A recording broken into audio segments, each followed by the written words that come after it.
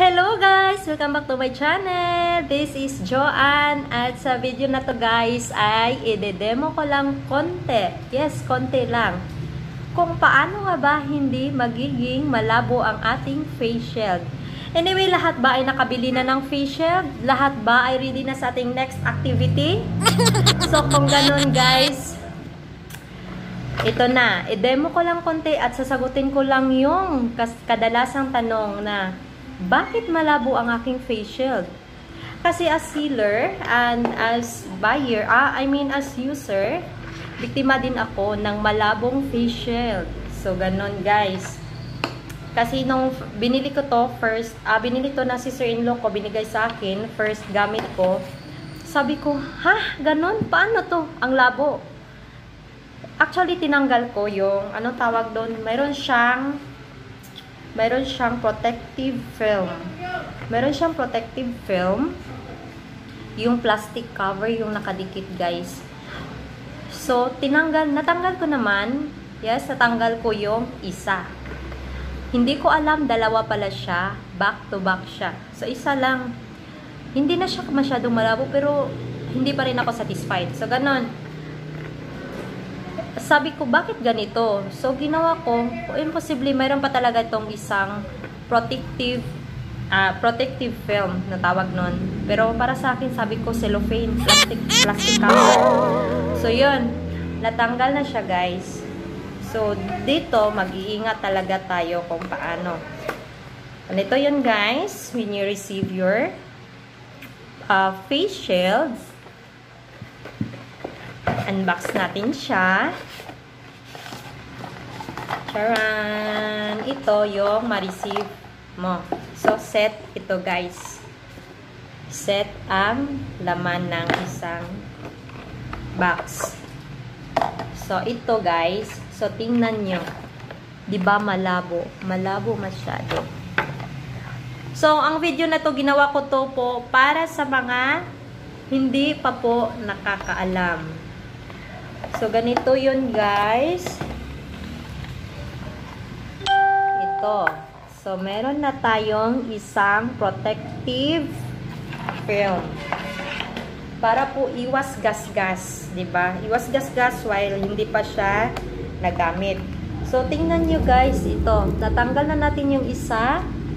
Pero, hindi talaga halata na mayroon siyang protective film dito. Kasi nga, unless pag maano siya. Ito, natanggal na. So, yung isa guys, ito, kailangan mo talagang kuskusin. So, kailangan mo talagang kuskusin para dalawa yung, tingnan mo guys. Tingnan nyo guys. Ito, dalawa yung protective film niya. Yun daw na yung tawag, yun ang nakalagay dito. Instructions for use. There is a protective film on the outer layer of all lenses. In order to prevent scratching the lens, please remove the outer protective film before use. Thank you. So, ganon. Kasi yung iba guys, walang box or yung mayroong box pero walang instruction. Itong nabili ko, itong binibenta ko, meron siyang box. Ito. So, yung iba naman walang box. So, ganun lang. Tanggalin lang natin to. So, ito guys, ilagay na natin yung kanyang frame. So, make sure na wala na tong kanyang protective film. Yes guys, ganito talaga guys ha. Dalawa yan siya. Bawat side, meron siyang protective film. So, tanggalin ko na lang to lahat. Gamitin ko to. So, ito. So, ayun. Kita nyo naman ang difference niya kapag natanggal na yung protective film. Diba? Saan pa ba ang malabo dyan? Ngayon, ilagay natin ang kanyang frame. Ito lang. As simple as ganito lang guys. Meron naman siyang butas. Ito. Ganun lang. At the same naman sa kabila. So, yun. Ito na guys. Tapos na siya. Ganun lang kasimple. Diba? Nakakaganda tong ating face shield. Ito na guys. Tingnan nyo. Saan pa bang malabo dyan? May malabo pa ba? Diba? Clear na siya masyado. So, ganun lang guys. Wala lang. Naisip ko lang. Kasi marami pang hindi nakakaalam. Kasi nga, sa mga customer ko guys, maraming nag-PM, maraming kahit pumupunta talaga dito sa shop ko, nagtatanong kung paano, bakit.